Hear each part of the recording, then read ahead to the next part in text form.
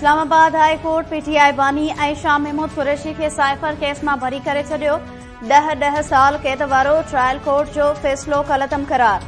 अदालत पीटीआई बानी ऐं शाह महमूद कुरैशी जूं सज़ाउनि खिलाफ़ अपीलूं मंज़ूर करे वरितियूं। हाई कोर्ट जे चीफ जस्टिस उमर फारूक मुख़्तसिर फैसलो ॿुधायो। अदालत लिखत में फैसलो जारी कंदे चयो आहे त पीटीआई बानी ऐं शाह महमूद कुरैशी के 15 अगस्त वारी एफआईआर जे इल्ज़ामनि मां बरी कयो वञे थो। अपीलूं मंज़ूर करण जा सबब तफ़सीली फैसले में जारी कया वेंदा। पीटीआई बानी ऐं शाह महमूद कंहिं ॿिए केस में गिरफ़्तार नाहिनि त खेनि आज़ाद कयो वञे। साइफर केस में पीटीआई बानी ऐं शाह महमूद खे जी इस्लामाबाद हाई कोर्ट बानी पीटीआई ऐं शाह महमूद कुरैशी जूं साइफर अपीलूं मंज़ूर करे वरितियूं आहिनि। इस्लामाबाद हाई कोर्ट इमरान खान ऐं शाह महमूद कुरैशी जे साइफर केस में खेनि बरी करे छॾियो आहे। Islamabad high court trial court जो जेको फ़ैसिलो आहे उनखे कलदम करार ॾेई छॾियो आहे।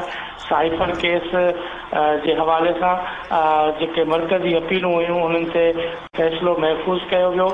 जेको फ़ैसिलो जस्टिस आमिर फारूक ऐं जस्टिस मियां गुल हसन औरंगज़ेब तरफ़ां महफ़ूज़ कयो वियो हो। अॼु जेके बानी पीटीआई जे वकील तरफ़ां दलील जेके आहिनि उहो मुकमल कया विया ऐं उनखां सवाइ मुख़्तलिफ़ जेके सरकारी वकील आहिनि प्रोसिक्यूटर आहिनि उन्हनि तरफ़ां दलील मुकमल करण खां पोइ फ़ैसिले खे महफ़ूज़ कयो वियो हो।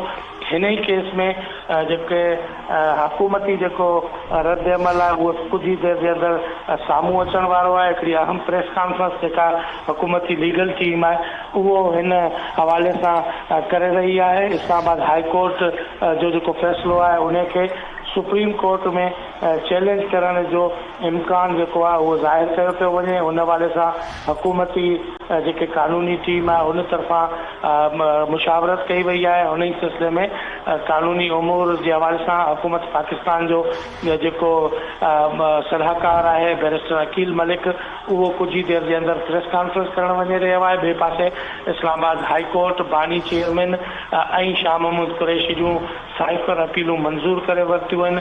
बानी पीटीआई शाह महमूद कुरैशी खे केस मां बरी कयो वियो आहे। जी